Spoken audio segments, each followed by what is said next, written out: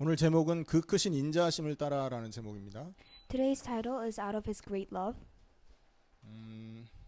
오늘 이 본문은 그, 그 회개 그 회개시라고 할 수 있어요. Um, this this particular psalm can be a psalm of repentance.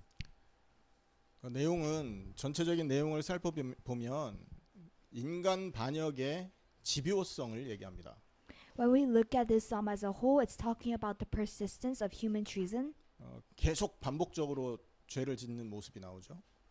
and we can see that humans are sinning again and again. 그 죄악으로 말미암아서 이스라엘이 실패했고요. And because of this treason and this sin, Israel failed. 하지만 이 백성은 하나님의 언약의 백성이기 때문에 그들 이 죄악 가운데 있음에도 하나님은 그들을 사랑하셔서 건져내셨죠. And because this particular people, the Israelites, were the people of covenant, God rescues them from sin again and again. 그래서 우리는 이 본문을 통해서 인간의 죄악이 이렇게 집요하고 하나님의 사랑이 그 인간 죄악에 반비례한 만큼 대단하신 거구나 이렇게 생각할 수 있는 것입니다. And through this psalm, we can see that the sins of the humans are very great, and God's love is even greater. 그리고 이 내용은 또 그런 하나님의 사랑을 체험한 또 이렇게 기억하는 하나님의 백성의 입장에서 오직 하나님만 찬양받을 수 있다라는 걸 얘기하는 찬양시이기도 합니다. And this is also the psalm of praise, as it is remembering God's love, and from the point of view of the God's people. 이스라엘이 역사적으로 많은 반역들을 했지만 하나님을 찬양해야 될 이유들을 여러 단어들을 섞어가면서 얘기하고 있어요. And although Israelites have caused a lot of treason, in this poem it's talking about how the Israelites should also praise God. 그래서 이 내용을 읽으면 독자들이 정말 하나님을 찬양해야겠구나 하는 마음이 들 수 있도록 되는 것이죠. And the various praises and lamentations in this poem help the worshippers to motivate them to praise the Lord. 그리고 이 세 번째 이거는요, 이스라엘의 역사를 신학적으로 재해석한 내용입니다. And the third point that we have to be aware of is that this is an interpretation of history using theological framework. 자, 이스라엘이 하나님 앞에 반역의 행위들을 했고 그것이 역사로 기록되어 있는데요. So Israelites have caused a lot of treason and rebellion in front of the Lord, and this has been written down in history. 그 역사를 바라보면서 역사의 교훈을 얘기하는 게 아니라 이런 역사 안에서 우리는 하나님을 바라봐야 되고 하나님은 이런 분이다라는 것을 이렇게 정리하는 신학적인 그런 구조가 있다라는 거죠. And looking at this history, we're not looking for, this is the moral of the story, but instead we're looking for who God is really. 그리고 이 내용은요, 시편 78편하고 닮아 있습니다. And this psalm is also really similar to Psalm chapter 78. 78편과 106편이 보충되는 시편이에요. Psalms chapter 78 complements Psalms chapter 106. 그리고 시편 105편하고는 비교가 됩니다. And it's a contrast with it's a comparison between Psalms chapter 105. 하나님이 그들을 언약의 백성으로 삼았기 때문에 실수와 죄악 가운데서도 하나님이 그들을 구원하고 보호하고 인도하셨다라는 내용이 105편이었잖아요. So Psalm chapter 105, if we recap, it was about that the Israelites were the people of the covenant, and that's why God was saving them over and over again. 그런데 이 106편의 관점은 이스라엘이 그럼에도 불구하고 지속적인 죄악을 저질렀다라는 반대의 관점의 시가 되는 거죠. But Psalm chapter 106 is saying that although God has rescued them over and over again, Israelites have also caused sin over and over again as well. 그리고 이 구조를 잠깐 살펴보겠습니다. And now we'll look at the format. 이 구조는요, A, B, C, D 형식으로 되어 있어요. So the format is in the format A, B, C, D. 그래서 첫 부분에는 1절에서 2절에 하나님을 찬양해야 될 것을 요청하고요. And the first form A is between verses 1 and 2, and it's invocation to praise. B 부분 3절에서 5절인데 여기에서는 구원을 간구합니다. 하나님 우리 도와주십시오. 우리를 구원해 주십시오. 이렇게요. And part B is from verses 3 to 5, and it's a prayer for God's salvation. 세 번째 부분은 사랑의 역사, 하나님이 이스라엘을 사랑하셔서 구원해내는 그 사랑의 역사심을 표현하고 있어요. The third part is the acts of God's love, and it's from verses 6 through 12. 6절에서 12절 홍해 사건을 배경으로 하고 있어요. 이 내용은. And verses 6 through 12, it's talking about the God's salvation, 홍해에서 일어난 사건을 배경으로. the Red Sea. 자, 그리고 네 번째 부분은 13절에서 43절까지인데 이스라엘 불신앙의 역사와 하나님의 심판에 대한 얘기가 나옵니다. The fourth part is from verses 13 to 43, and it's a history of Israel's unbelief and God's judgment. 그래서 메인 파트는 이렇게 지난주와 비슷하게 A, B, C, D인데요. So similar to last week, this is the main parts. 이 D 파트를 중심으로 해서 다시 대꾸를 형성합니다. And after this part D is the center of this format, and after part D, there's a reply. 44절에서 46절은 다섯 번째 부분으로 C 부분과 닮아 있어요. 하나님의 사랑의 역사를 얘기합니다. So the fifth part is very similar to part C in that it's talking about the acts of God's love, and it's from verses 44 to 46. 포로 사건을 배경으로 하고 있죠. 이거는. It's talking about when the Israelites were in the exile.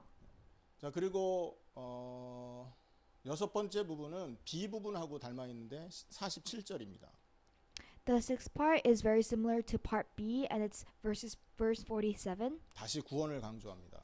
and it's 구원해 달라고 요구합니다. 다시. and it's a prayer for God's salvation again. 그리고 마지막 여덟 번째는 48절인데 1절 2절 첫 번째 A 부분과 닮아 있어요. 찬양을 요청하고 이 4편의 시편 네 번째 책의 그 마무리를 짓습니다.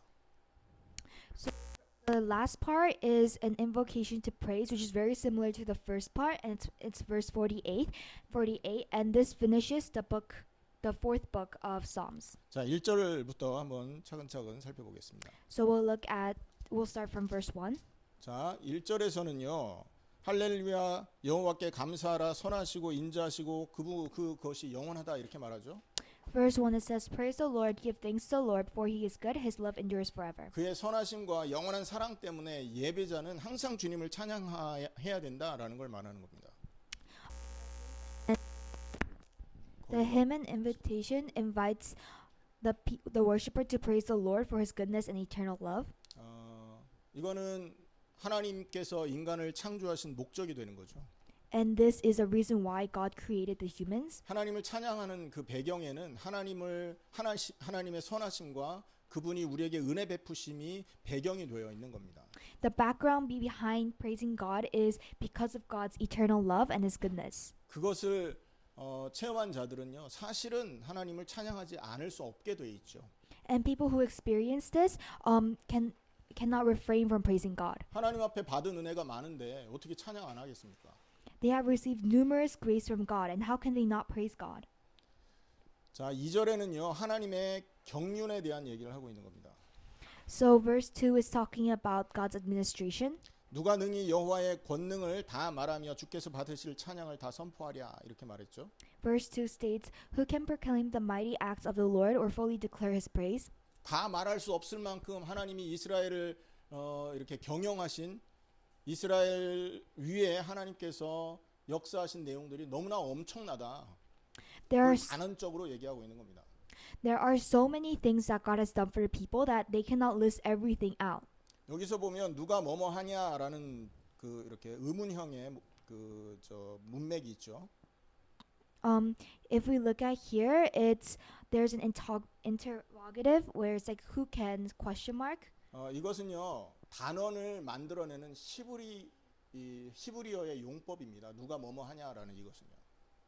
And this is a Hebrew usage of an asseveration. 그만큼 하나님이 행하신 그 역사는 너무나 엄청나고 인간의 그 지혜와 지식이 따라갈 수 없을 정도의 어마어마한 일이다라는 얘기를 하고 있는 거죠. And this is its way of telling us that God's history is very great that human knowledge cannot comprehend it. 이렇게 하나님의 선하심과 하나님의 역사하심이 엄청나기 때문에 우리는 하나님을 찬양해야 된다라는 얘기를 1절 2절에서 하고 있는 겁니다.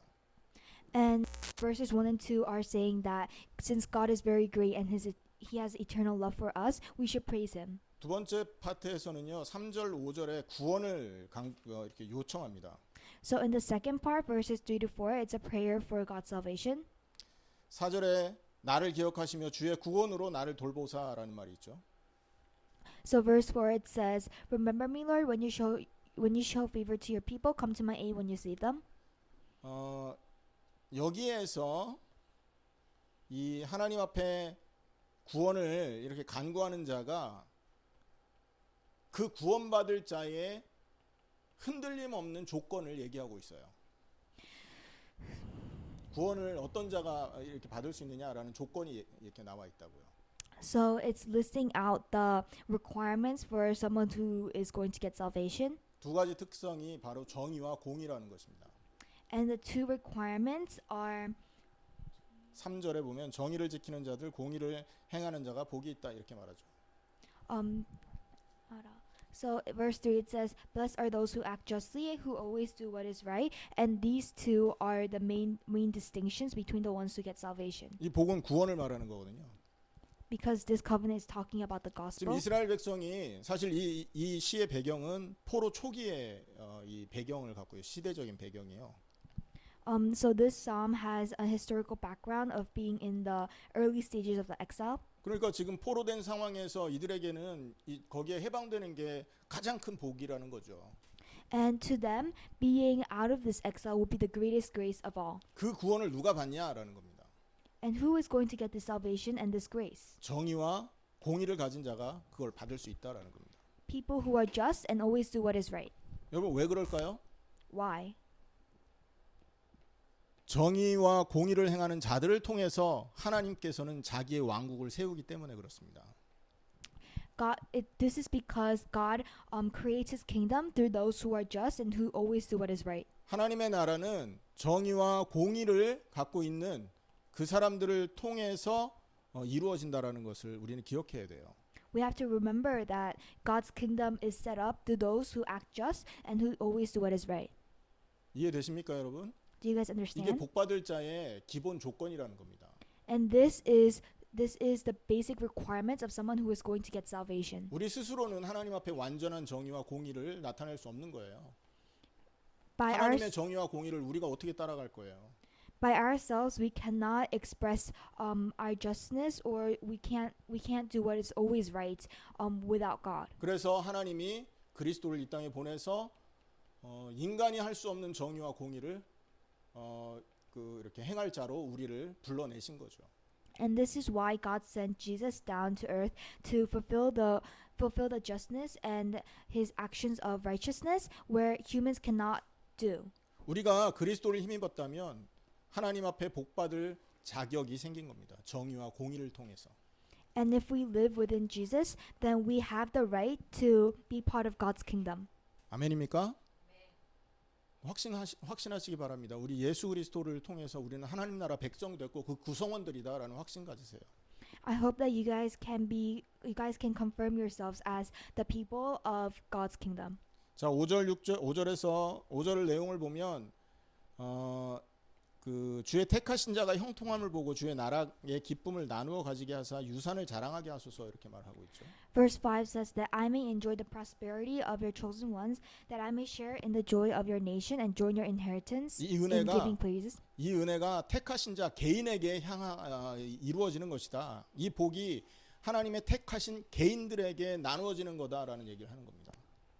It's saying that this grace and salvation is going to be distributed through those who are chosen.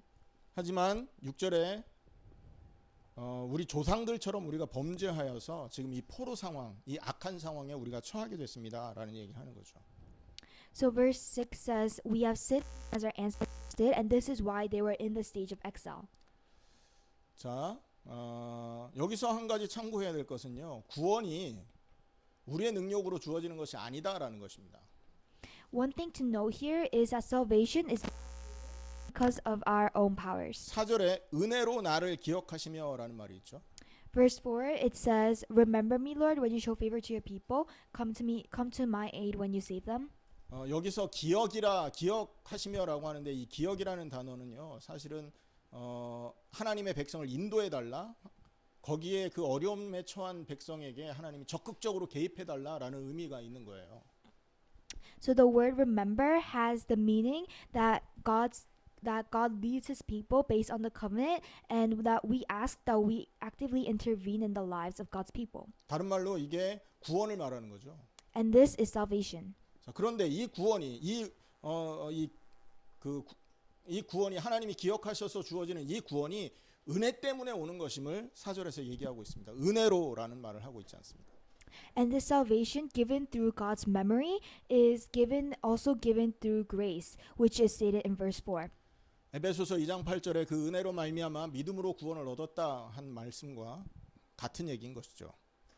It's the same thing as the verse from Ephesians. 그래서 지금 이 그 두 번째 파트 3절에서 5절에서는요. 은혜로 하나님이 우리를 기억하셔서 건져내시고 정말로 하나님의 이 공의와 정의의 사람으로 변화시켜 달라 이 얘기를 간구하고 있는 거죠.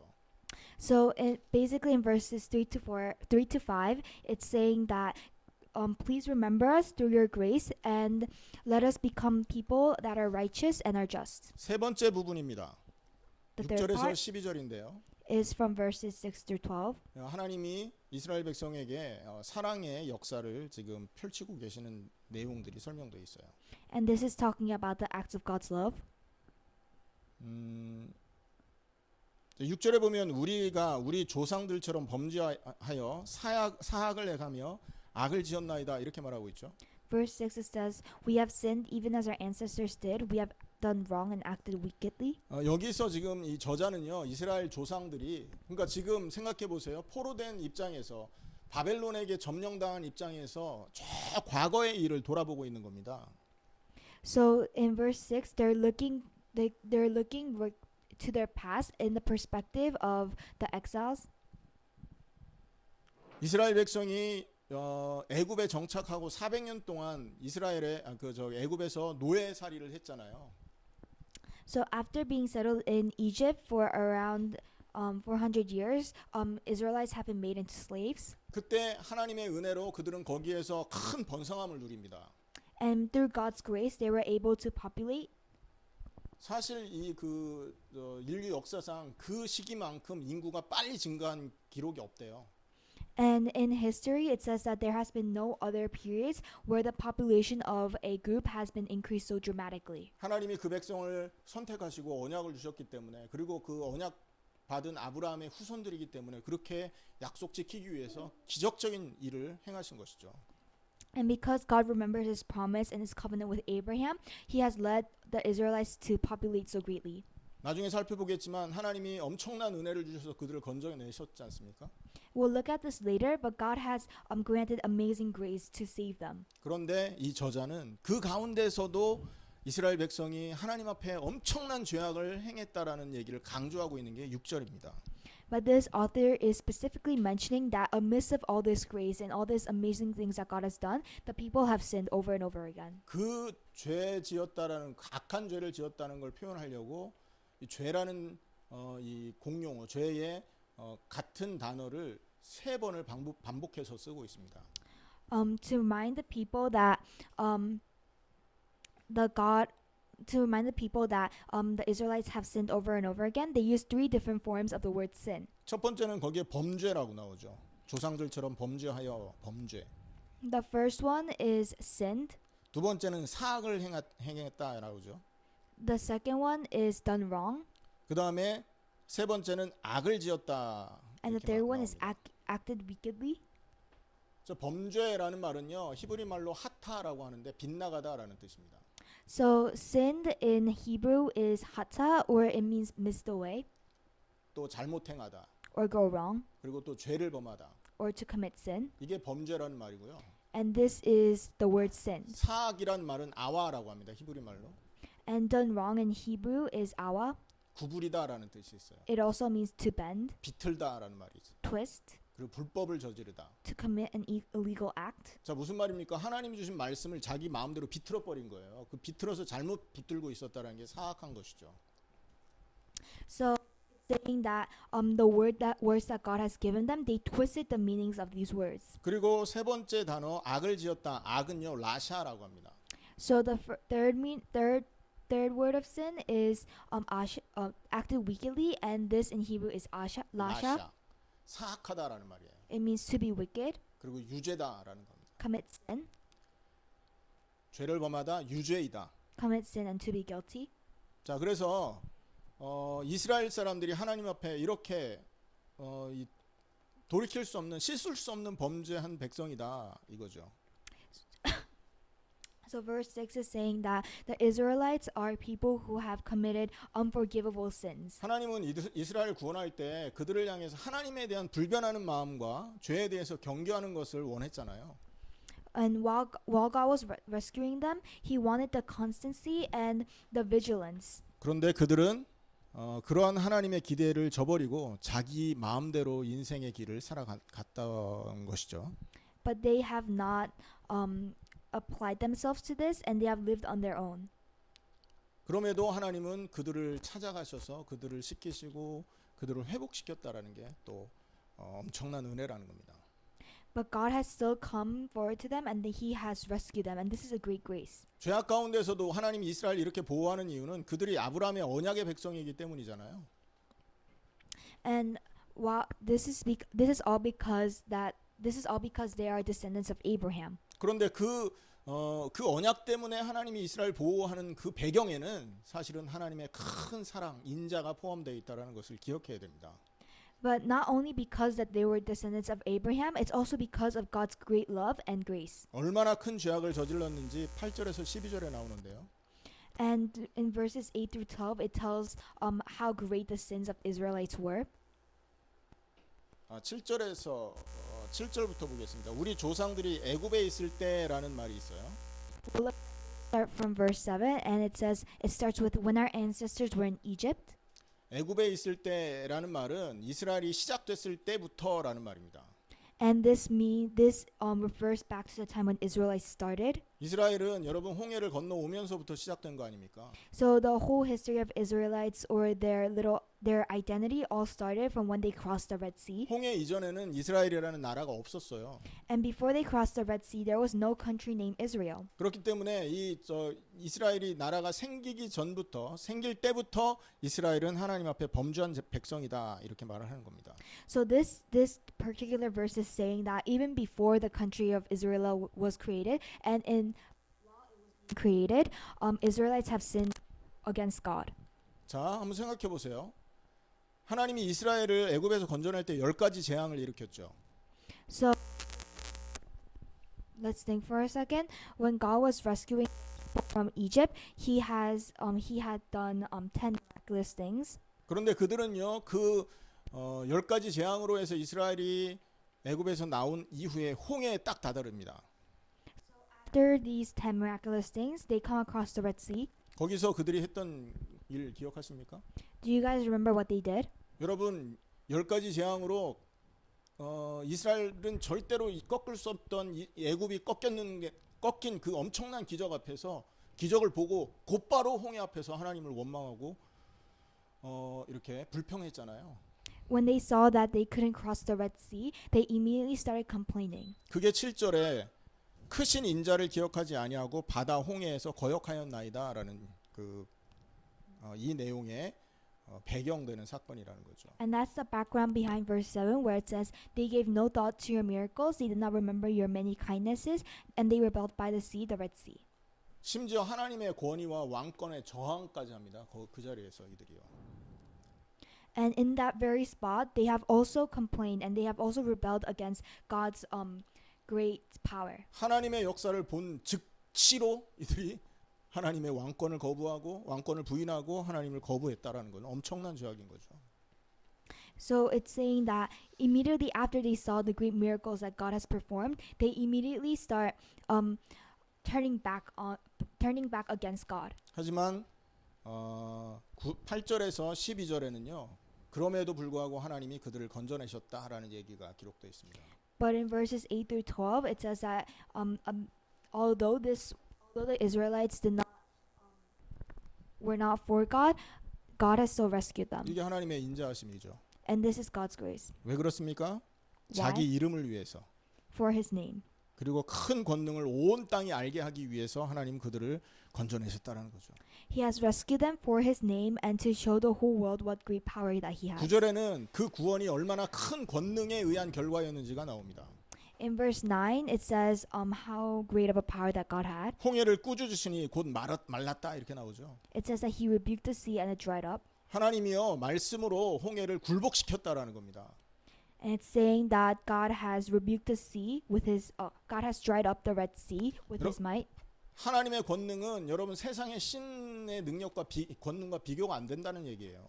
It's saying that God's mighty power is uncomparable to any of the powers of the gods. 포로 전에 이스라엘이 섬겼던 신이 바알 신이잖아요. And before the exile, the Israelites have worshipped a god named Baal. 그 바알 신이 바알 그 위치에 올라가기 위해서 바다의 신들과 싸웠다라는 기록이 있다는 얘기 했지 않습니까? So there is this record that in order for Baal, who's a god, to get up to the position where he is, he had to fight against the gods of the sea. 간신히 싸워서 이긴 후에 그 자리를 쟁취한 바알과 하나님이 비교가 되느냐라는 걸 보여주는 거죠. It's showing that Baal, who had to fight for the position, and God, who just rebuked the Red Sea, it's very uncomparable. 꾸짖었더니 굴복하는 능력의 하나님이라는 거죠. God has mighty power that he only had to rebuke it, not fight against it. 그 권능으로 하나님은 이스라엘을 구원해 내시는데 여러분 홍해 바닥을 광야를 지나는 것처럼 마른 땅이 되게 해서 구원해 내셨다라는 걸 정확하게 표현하고 있습니다. And it's showing that with God's mighty power, he rescued the Israelites and he led them to the depths as though it was a desert. 그래서 홍해는요 두 가지의 기능을 하고 있는데 하나는 이스라엘 구원의 도구이기도 하고 하나는 바로 왕과 그 군대를 심판하는 기능을 갖고 있기도 했습니다. So the Red Sea has two usefulnesses, as it was a tool for salvation for the Israelites, while it was also a judgment day for the Pharaoh and his soldiers. 그게 10절 11절이죠. And that is shown in verses 10 through 11. 그리고 그것을 보임으로 해서 이스라엘 백성은 하나님을 마음껏 찬양하게 됐던 기록을 우리가 알고 있습니다. And through this, the Israelites have praised God. 자 여기서 보세요. 구원의 목적이 어디 있습니까? So if we look here, what is the purpose of salvation? 하나님의 이름을 높이고 그를 예배하고 하나님의 전능하심을 인정하게 만드는데 구원이 있다라는 거예요. The purpose of salvation is within praising God's name and lifting it up. 하나님이 우리를 구원하신 이유가 우리를 육신적으로 행복하게 하고 사업에 복주게 하는 쪽으로 관심을 두는데 그게 잘못된 관심이라는 걸 알아야 돼요. So many people believe that the reason why God's saving us is for our physical happiness, so that our children can succeed and that our businesses can succeed. 우리로 하여금 하나님을 예배하는 걸 방해하는 그 요소들을 제거하기 위해서 우리를 구원해 내신 겁니다. And this is all wrong because the reason why God's saving us is to eliminate all the other factors that intervene in us worshiping God. 그래서 우리가 이 은혜, 십자가와 부활의 은혜를 체험하고도 하나님을 예배하고 하나님을 높이는 것이 뭔가 부자연스럽고 뭔가 내 것이 아닌 것처럼 느껴진다면 여러분 구원의 의미를 나는 구원받았는지에 그 사실을요 깊이 생각해 봐야 됩니다. 나는 정말 예수 믿는 사람이 맞냐라는 것을요.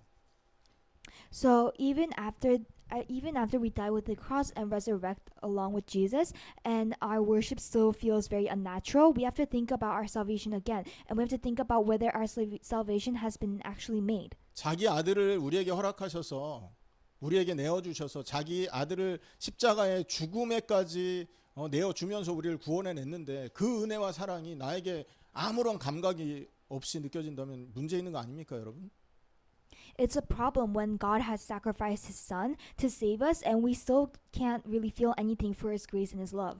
정말로 우리가 생명을 바꾸어서 새 생명, 그리스도 하나님의 생명으로 새 생명을 얻은 게 정말로 나에게 주어진 은혜로 여겨진다면 하나님을 예배하고 하나님을 찬양하는 게 기쁠 수밖에 없는 거거든요.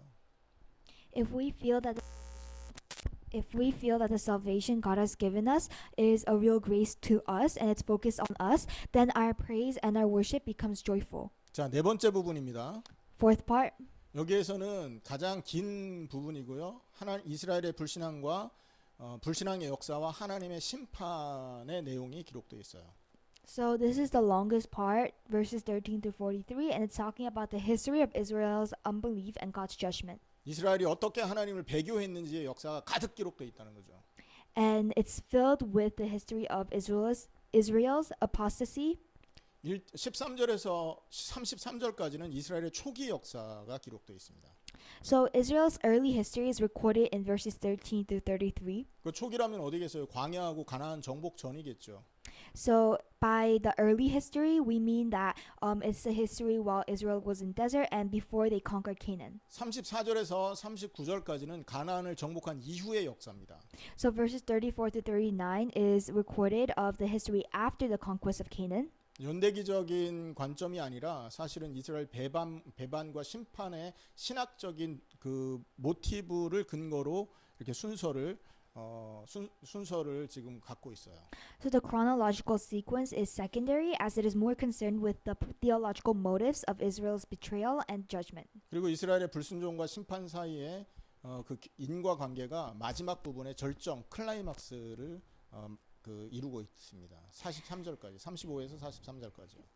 So the last part, verses 35 to 43, is a casual relationship between Israel's disobedience and the judgment. 자, 13절에서 15절에는요, 이들이 굉장히 조급한 모습을 보이고 있죠. Verses 13 through 15, Israel is very impatient. 이스라엘은요, 홍해를 건너온 이후에 하나님의 큰 역사를 본 이후에 엄청나게 빠른 속도로 그들의 믿음이 흔들리고 약해집니다. So as the Israelites face the Red Sea, their faith is very shaken. 하나님이 우리들에게 하나님 백성들에게 필요한 것을 공급하지 않는다라는 생각 때문에 그런 거예요. This is because they believe that God is not supplying them with what they need. 근데 하나님은요, 이스라엘을 향한 모든 지략을 다 갖고 계시는 거 아닙니까? 언제 뭐가 필요할지 또 언제 그것을 허락할지 다 갖고 계실 거 아니에요. But God knows all of Israel and he has counsel of what to do and when to do it. 그런 지략을 이스라엘은 그 지략에 순종하기를 거부했던 겁니다. But Israel refused to obey this counsel. 그래서 그 하나님의 지략을 거부한 결과 이들은요, 목이 곧고 완고한 영적인 빈혈 상태를 갖게 된 거예요. And after they refused this counsel, they became stiff-necked, they became stubborn, and they became anemic spiritually. 그래서 15절에 보면 14절에 광야에서 욕심을 크게 내서 그 하나님을 시험했고, 그래서 하나님이 그들에게 15절에 보면 그들에게 원하는 걸 주었는데도 그들의 영혼은 쇠약하게 되었다 이렇게 말하죠. So in verses 14 through 15 it says, in the desert they gave in to their craving, in the wilderness they put God to the test. So he gave them what they asked for, but sent a wasting disease among them. 여러분, 그들이 지금 하나님이 허락하신 만나를 먹고 있었다고요. They were eating manna which God had approved of, 근데 만나 갖고는 승이 안 차는 거야. but they weren't their thirsts weren't quenched. 만나 가지고는 자기의 그 만족하지 못한다는 거죠, 자기가. And they weren't fulfilled with only manna. 그래서 그들은 고기를 원합니다. So they want meat. 그 고기가 하늘에서 떨어진 메추라기였죠. And this was the quail that they got. 그거 뭘 상징합니까? 이 만나는 그리스도 상징한 거 아니에요. The manna represents Jesus. 영적인 양식 거부하고 육신적인 양식을 원한 거예요. And they refused in front of the spiritual food, and they submitted to physical food. 그래서 메추라기를 내려서 이들이 먹은 그거는요, 사실은 하나님을 시험한 사건인 거였던 거예요. And this situation where they got the quail was actually a situation where they tested God. 하나님이 주시는 영적 양식보다 자기들이 원하는 것을 추구했던 이 그 육신적인 갈망의 결과가 바로 그 메추라기 사건에서 나타나는 겁니다. They refused the spiritual food that God had gave them, and they tried to fulfill their lust through the quail. 그 사건 이후에 이스라엘 백성은 엄청나게 많은 사람이 죽었죠. 고기가 이 속에 빠지기도 전에 죽었다는 기록들이 나옵니다. And because of this incident, many Israelites died. 조급함, 하나님의 이 그 지략과 하나님의 그 계획을 믿지 못하는 조급함이 만들어낸 이 질병, 그게 뭐냐? 죽음이었어요. The impatience with God's counsel resulted in death. 두 번째는요. 그 16절 18절에는 이 모세와 아론이 가지고 있는 직책에 대한 질투가 나오죠. Verses 16 through 18, it talks about jealousy. 고라와 다단과 아비람이라는 사람이 등장합니다. And we have Korah and Dathan and Abiram. 이 고라는 여러분 시편을 기록한 그 고라 지파 기억하십니까? Remember the Korah tribe from the group where they made the Psalms? 이 사람들은 찬양을 담당하던 레위 지파 사람들입니다. And these Korahs were the tribe of Levi. 그리고 다단과 아비람은 형제인데 르벤 지파예요. And Dathan and Abiram were the tribe of Reuben. 그러니까 두 사람 다 두 종류 사람이 전부 지도자들이었잖아요. 지도자급, 중간 지도자급이었습니다. And they were almost as if they were like leaders. 여기에 보면 불이 그들의 당에 붙음이여라는 말이 있어요. 그죠? When we look here, it says that fire is kindled within their parties. 18절에 나오죠. It comes out in verses 18. 이 당은요, 파트를 말합니다. 그러니까 무리들을 말하는 거예요. And this follower means their group. 그런데 이들이 모세와 아론이 하나님과 친밀하게 이렇게 지내고 또 이 아론이 하나님 앞에 제사하는 이런 거룩한 제사장의 직분을 갖고 있었고 하나님 이들을 사용하는 것을 질투하잖아요.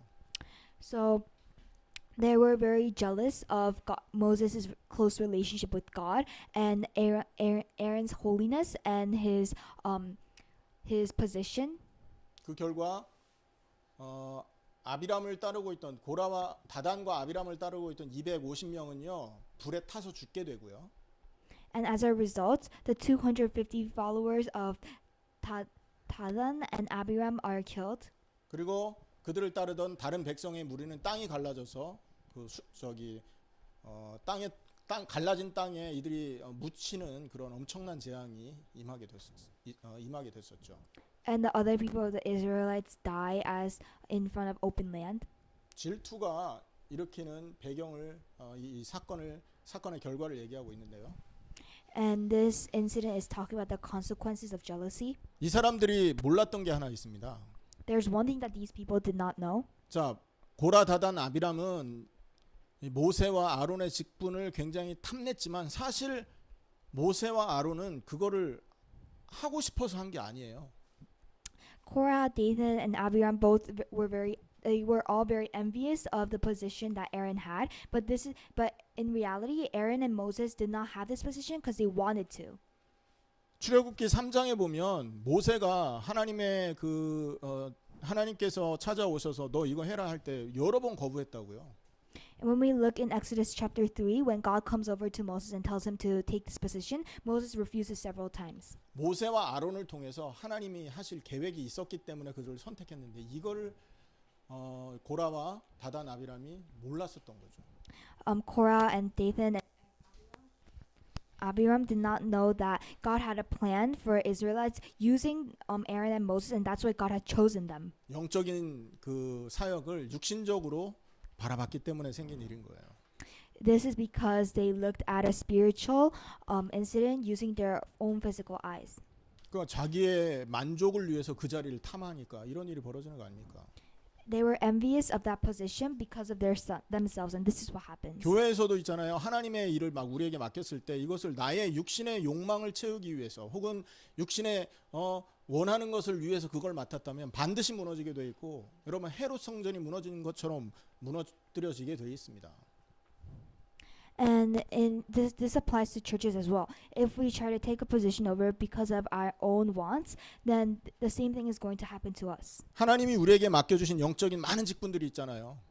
There are many spiritual positions that God has given to us. 목사로서, 교사로서, 또한 뭐 기관장으로서 많은 직분이 있는데 이것이 하나님의 영광을 위해서 하나님의 필요를 위해서 수행되고 있어야 되는 것입니다. There are jobs such as pastors, educators, and this has to all be completed because God has chosen us. 근데 자기의 이름을 나타내고 자기의 명예를 드높이는데 도움이 되는 것처럼 생각해서 그 일을 하고 있다면 여러분 이 재앙을 어떻게 피하겠습니까? And if we're doing this to lift our own names and for our own good, then we cannot escape this consequence. 자, 19절에서 23절은요. 우상 숭배에 대한 얘기가 나옵니다. So verses 19 to 23 is talking about idolatry, 호렙산에서 금송아지 만들었던 내용이죠. and it's the what is it, golden calves incident from Mount Horeb. 신명기 9장 7절에서 29절 사건의 배경이 있습니다. In Deuteronomy chapter 9 verses 7 to 29, this incident is recorded. 여러분, 이때 모세는요. 지금 시내산에서 하나님을 만나고 그 계시를 받고 그 언약궤 돌판을 지금 들고 내려왔었던 거 아니에요.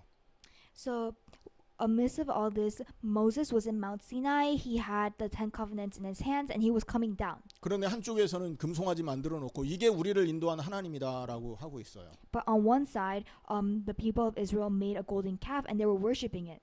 시내산에서 자신을 드러낸 하나님 앞에 직접적인 모욕적인 일을 행한 게 바로 그 사건인 거예요. And this was a huge crime to the Lord, as the Lord had revealed himself in Mount Sinai. 자기를 딱 드러냈는데 드러내자마자 아니에요, 당신 아니고 이 송아지가 하나님이에요. 이렇게 말하는 거라니까요. It's as if God revealed himself, and as soon as he reveals himself, the people of Israel is like, oh no, you're not the God that rescued us, this golden calf is. 이스라엘에게서 가장 찬란한 영광은 여러분 물질이 아니잖아요. The most splendid glory of Israel, it wasn't a physical thing. 이스라엘을 찬란하게 보여지게 하는 것은 하나님이십니다, 여러분. The glory that Israel got was all due to God. 천지를 창조하시고 우리를 보호하시고 인도하시고 섭리 가운데 우리를 이끌고 가시는 그 하나님이 우리 인생에도 가장 찬란한 영광이라고요. God who leads us through according to his plan, who created this whole world, who protects us currently, is the most glorious thing in our lives also. 그런데 그 찬란한 하나님의 영광을 풀 뜯어먹는 소의 영광으로 바꿔놨다니까요. But the Israelites transformed this glory using a calf who's eating a grass. 여러분, 우리는 하나님의 영광으로만 우리에게 찬란하게 임하고 계시는 그 하나님으로만 영광을 삼아야 될 줄 믿습니다. We have to learn from this, and we have to make our most splendid glory of God. 그 영광을 바꿀 수 있는, 대체할 수 있는 이 땅에 만물 중에 있을 게 있나요? There's no other thing we can replace this glory with. 그러니 하나님이 진노 안 할 수 없잖아요. And that this is why God got angry at Israel. 그래서 하나님이 이들을 멸하려고 작정을 하신 겁니다. And that's why God had a plan to just kill them all. 근데 23절에 보면 모세가 하나님 앞에 서서 그들을 멸하지 말라고 간구합니다. But in verse 23, Moses comes up and he prays to God, and he prays that God should not destroy the people of Israel. 자, 여기에 보면 23절에 그러므로 여호와께서 그들을 멸하리라 하셨으나 그가 택하신 모세가 그 어려움 가운데에서 그의 앞에 서서라는 말을 하고 있어요. So in verse 23 it says, so he said he would destroy them. Had not Moses, his chosen one, stood in the breach before him to keep his wrath from destroying them. 다른 성경에는요, 이게 결렬된 가운데서라고 나옵니다.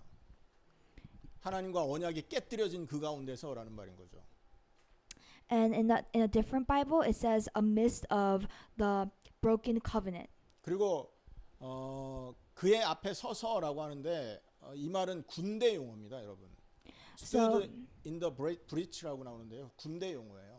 So in verse 23, it also says stood in the breach, and this is a military phrase. 이 말은 뭐냐면 배수의 진을 치고 오라는 말인 겁니다. And it means camp behind the river.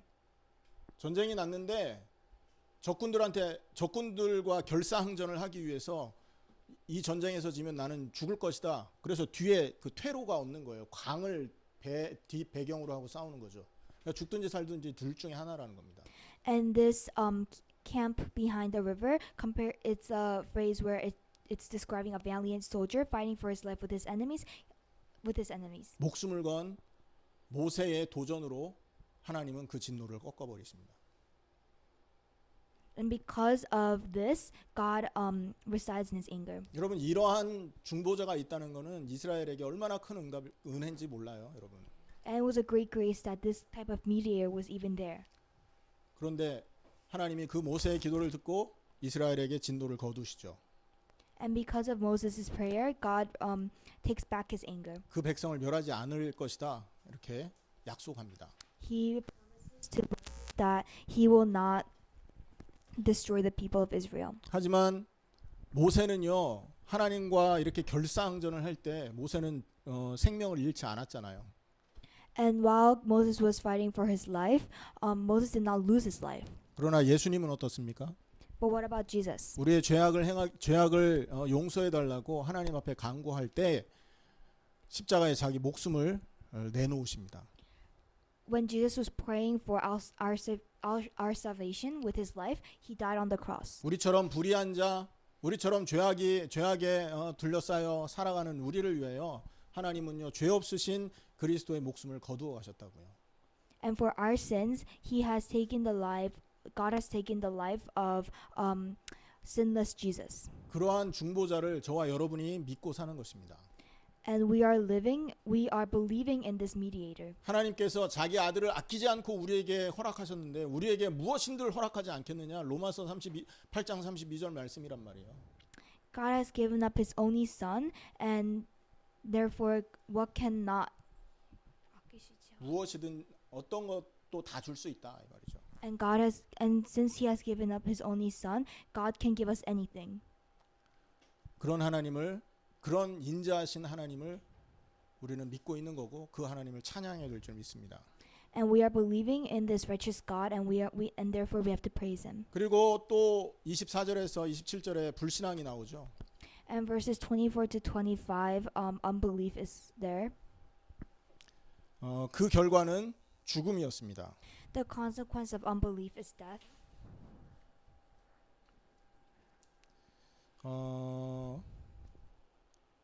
24절에 보면 그들이 그 기쁨의 땅을 멸시하여 그 말씀을 믿지 않고 장막에서 원망하여 그 음성을 듣지 않았다 이렇게 나오죠. In verse 24 it says, and they despised the pleasant land, and they did not believe his promise. 하나님께서 그들을 기쁨의 땅 가나안 땅으로 이끌어 갈 거를 갈 능력이 없음을 믿지 않았 능력 있음을 믿지 않았던 거예요. 25절이 24절. They did not believe that God had the power to take them out of Canaan. 홍해 사건에 의해서 하나님께서 자기를 드러냈는데 그 능력을 드러내시는 하나님을 믿지 못했다는 거예요. 더 이상 하나님의 능력이 이제 유효하지 않다 생각한 겁니다. Since although God had rescued them out of the Red Sea, they did not believe that God's power continued on. 그건 뭐냐면 여러분 저거 12명 정탐꾼 보낸 사건과 연결되어 있는 내용입니다. It's linked to the time when they sent the 12 spies into Canaan. 10명의 정탐꾼이 가나안 보고를 그 육신적인 보고를 했고 2명의 여호수아 갈렙이 하나님 앞에 언약의 보고를 그 백성 앞에서 언약의 보고를 했었던 것이죠. The 10 spies had a physical report to give to Israel, while the other 2 spies, Joshua and Caleb, had a spiritual report. 그래서 하나님이 이 백성들 40년 동안 광야에 헤매게 하고 그 다음에 27절에 보면 여러 나라로 흩어질게 할 것이다라는 이 저주를 합니다. That's why God had led them away from Canaan for 40 years, and verse 27 says, scatter them throughout the lands. 그리고 28절 31절에는요 여러분 바알부올 사건을 얘기하고 있습니다. And in verse 28 and 31 it talks about idolatry. 이스라엘 백성이 시딤이라는 곳에 이렇게 정착했을 때에 그것을 본 발락이라는 그 미디안 왕이 이스라엘을 저주하기 위해서 발람 선지자에게 찾아갔었던 사건 기억하십니까? Do you guys remember the incident where Israelites had settled in this country, and the king of that city had gone to the priest of Baal? 그래서 발락의 부탁을 받고 이스라엘을 저주하기 위해서 가는 길에 여호와의 사자가 딱 막아서지 않습니까? And on the way of coming back to the priest of Baal and trying to cast a curse on the people of Israelites, God's angel lands upon him. 그 여호와의 사자를 보고 이 나귀가 가다가 막 딴 길로 가니까 나귀를 막 두들겨 팼어요. And because of this angel of God, his donkey was going the wrong way, so this king beat his donkey up. 그러니까 그 나귀가 말을 하잖아. 왜 나를 때리냐면서. And the donkey speaks, "Why are you hitting me?" 평생 내가 당신을 거부한 적 있습니까? 하면서 얘기를 했어요. It says, "I've never disobeyed you." 그때 이제 여호와의 사자가 말하죠. 네가 저 나귀 아니었으면 너 죽을 뻔했어. 정신 차려. 네가 지금 저주하려고 하는 거 그거 하지 마. 이렇게 얘기를 하죠. And God's angels appear upon the king, and he says that, "Oh, if it was not for the donkey, then you would have been dead." 그런데 이 발람이 있잖아요. 악한 그 기도를 부탁했던 발락에게 아주 안 좋은 꾀 하나를 얘기합니다. 이스라엘을 무너뜨릴 꾀. 이스라엘을 무너뜨릴 수 있는 방법을 얘기한다고요. And then these two discuss. The king and the priest of Baal discuss a very clever method to bring down the fall of Israel. 그래서 그 방법이 뭐였냐면 이 모압의 여자들을 이용해서 이스라엘 남자들을 유혹해라. And the clever method was that they would use the women of Moab to seduce the men of Israelites. 그래서 우상 숭배에 그들을 참여하게 만들면 이스라엘 무너질 것이다. 이 계략을 발람 선지자가 발락에게 얘기합니다. And the priest of Baal says that if they use this method, then the Israelites would fall to idolatry. 자, 그래서 하나님이 진노해서 거기에 참여했던 여러분 우상 숭배 이스라엘 백성 거의 전체가 참여하거든요. 그러니까 막 발칵 뒤집힌 거죠. And the whole Israelites participated in idolatry, and that's why there was a huge judgment. 그날 그래서 하나님께서 이스라엘 백성을 다 이렇게 처형하고 있는데 그런 상황에서 어떤 남자가 모압 여인을 데리고 자기 막사로 들어간 거예요. 미친 거지 그러니까. So God was punishing all of Israel, but then in the midst of all this, a man takes a Moab woman back to his tent. 그거를 비느하스가 그러니까 아론의 손자입니다. 비느하스가 보고 그 막사로 들어가서 그 둘을 죽입니다. And so Phinehas, who is a descendant of Aaron, sees this and he kills both of them. 그래서 그 행동이 하나님 앞에 합당한 행동이 되었고 비느하스에게 하나님은 평화의 언약을 허락하십니다. And this was righteous in front of God, so God allows the grace of peace to Phinehas. 그리고 영원한 제사장 직분을 허락해 주죠. And he allows them the position of priesthood forever. 여러분 우상 숭배로 망해가는 백성을 구원해낸 비느하스를 하나님이 상 주신 거 아닙니까? Phinehas saved the failing people of Israel from idolatry, and that's why God has given him a gift. 우리 개인에게 있는 우상, 우리 가정에 있는 우상, 지역과 민족에 있는 우상과 영적 전투를 벌이는 자를 하나님은 잊으시지 않습니다. God does not forget all the sins that we committed. 그래서 신약에도 여러분 하나님께서 복음 전하는 말씀 전하는 그 전도자들을 하나님이 복주겠다 약속하시지 않았습니까?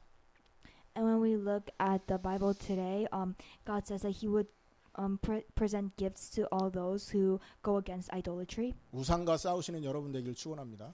I hope that you guys can become people who fight against it. 그리고 32절, 34절, 3절에는 이 약속의 땅에 들어가기 불과 1년 전에 모세가 하나님을 도발하는 사건이 나옵니다. Verses 30 to 31, a year before they enter Canaan, Moses provokes God. 반석을 2번 때리는 사건 나왔죠. He hits the rock 2 times. 하도 이스라엘 백성이 먹을 거 내놔라 이 광야에서 우리를 죽이려고 끌어냈냐 이러니까 이 저 모세도 화가 났는지 이 반역한 너희여 들으라 하면서 그들에게 막 이렇게 심한 소리를 하거든요. So the Israelites complain to God for the lack of water, and Moses yells at them, and then he hits the rock twice. 말씀대로 그냥 반석만 때리면 됐는데 악한 말을 하고 반석을 자기 분에 못 이겨서 2번을 때려요.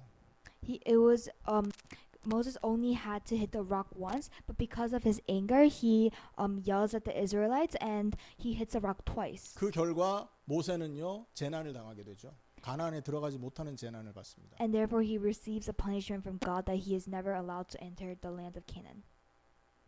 여러분 감정을 다스릴 수 있기를 축원합니다. I I hope you guys can control your emotions. 말씀에 순종하시면 됩니다. I hope that you guys can submit yourselves to the word. 자, 34절에서 43절에는 우상 숭배와 토착화를 말합니다.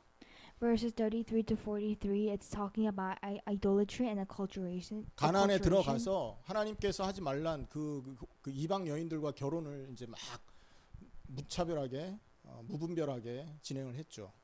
The people go to Canaan and they marry the people of they marry outsiders. 그래서 하나님의 법과 완전 반대되는 그 가나안의 우상 문화가 이스라엘 백성에게 전파됩니다.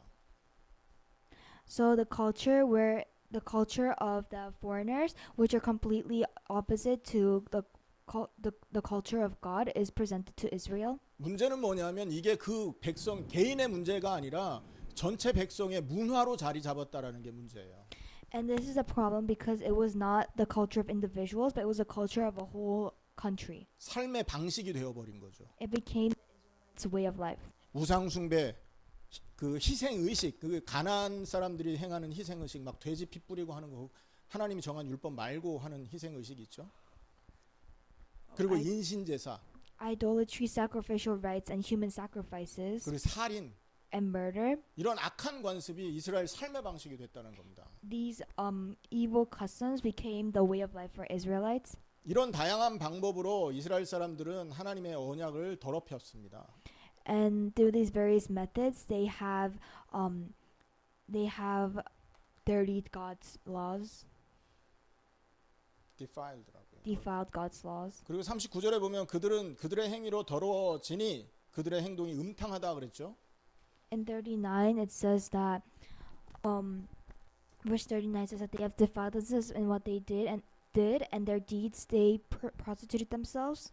이스라엘이 있잖아요. 이런 삶의 방식을 취하게 되니까 여호와를 섬기는 여호와이즘하고 그 이방신을 섬기는 패거니즘이 합쳐지는 겁니다. 이렇게 섞여버린 거예요. And paganism and Yahwehism were mixed together. 그게 영적으로 보면 뭐죠? 음란한 모습하고 같은 거죠. And looking at this spiritually, this is religious prostitution. 그래서 40절에서 43절에 이스라엘은 엄청난 치욕을 당하게 되고 그 다른 나라의 포로가 됩니다. And from verse 40 to 43, Israelites become exiles. 자, 이게 지금 이스라엘 전체의 역사를 한 그 장에서 정리해 놓은 내용이죠. And this is a whole history of Israel under one chapter. 그런데 다섯 번째 파트에 보면 하나님이 그들을 그냥 두지 않았다는 거죠. But in the fifth part, we can see that God had never given up on His people. 하나님은 자기의 백성을 자신의 유업을 이을 자로 생각하고 취급했는데 이제는 하나님이 그들을 아예 없는 자처럼 생각했단 말이에요. 그래서 침략당하게 하고 지배당하게 하고 압제를 허락해요. So at first, God had thought of His people as the people who would receive His inheritance, but on the other hand, He just stopped thinking of them as His people anymore, and He allowed other nations to invade, rule, and oppress Israel. 그래서 45절, 46절에는 하나님이 돌보시고 기억하시고 돌이키시고 긍휼히 여김을 받게 하셨다 이렇게 말하죠. And so in verses 45 to 46, it says that for their sake He remembered His covenant, and out of His great love. 사실은요, 하나님이 이들을 광야에서 없애버릴 수 있었다고요.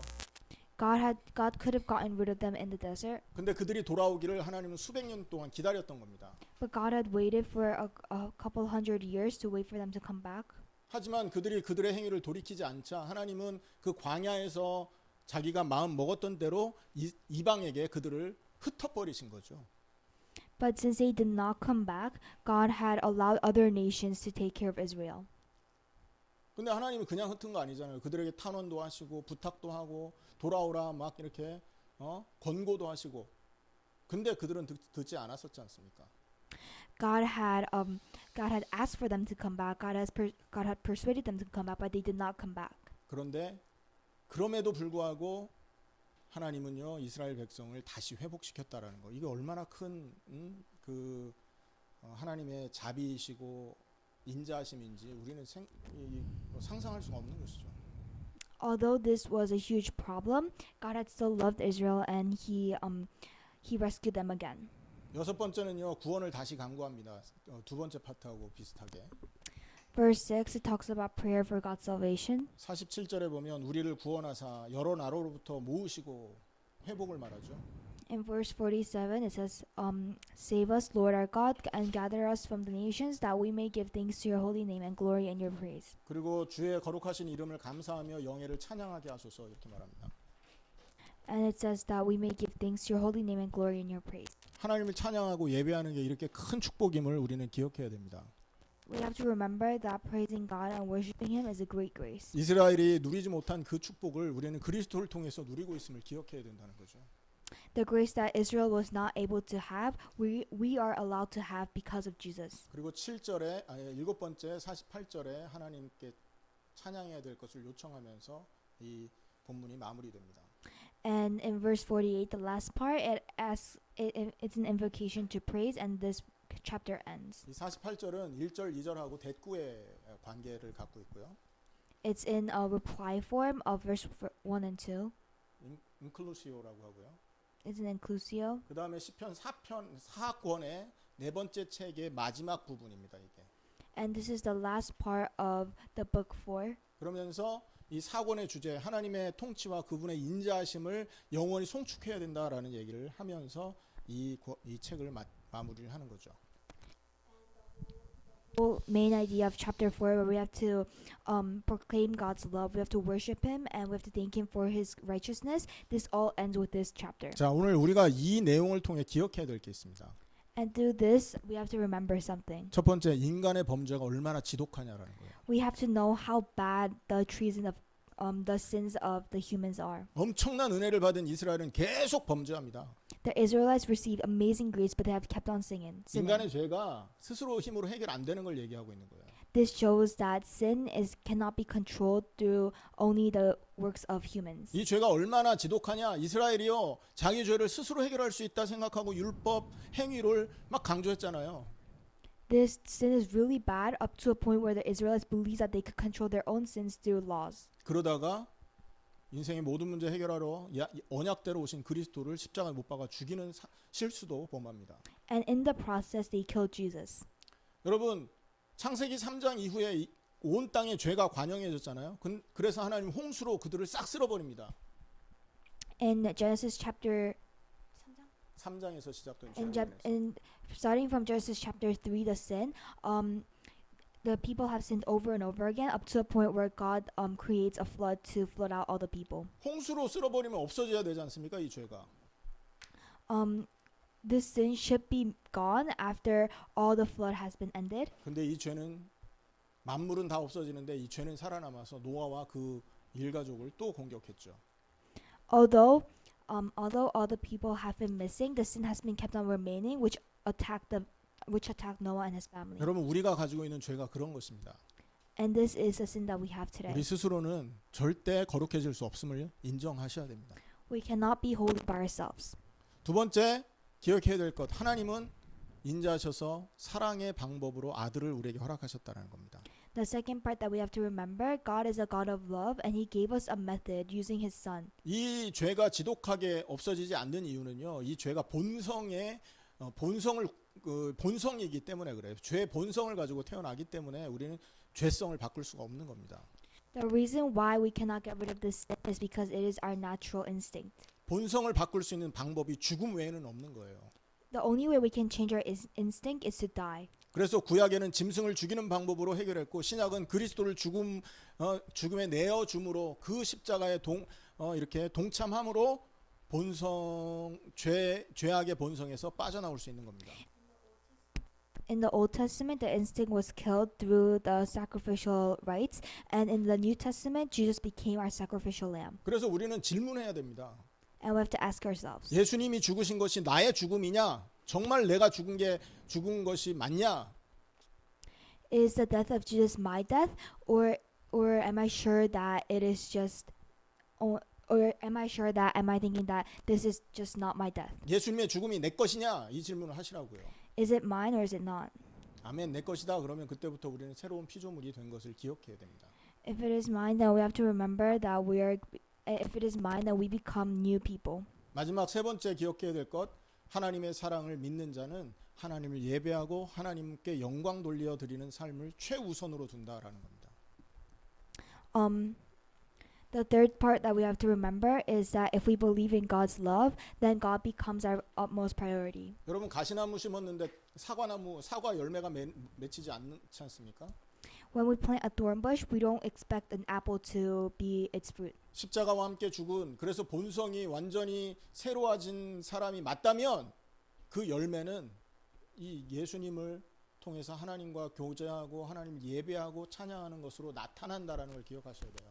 If we were actual people who died on the cross, then our fruits would be that we are happy of praising God. 이게 안 된다면 첫 번째, 두 번째가 안 돼 있다는 얘기예요. If we can't do this, then we can't do number one and number two. 그래서 이번 한 주간에도 큰 사랑으로 우리를 그 큰 인자하심을 따라서 이스라엘 구원하신 것처럼 그 큰 사랑으로 우리를 구원하신 그 하나님을 날마다 예배하고 찬양하고 높여드릴 수 있는 그런 삶이 되기를 예수님의 이름으로 축원합니다.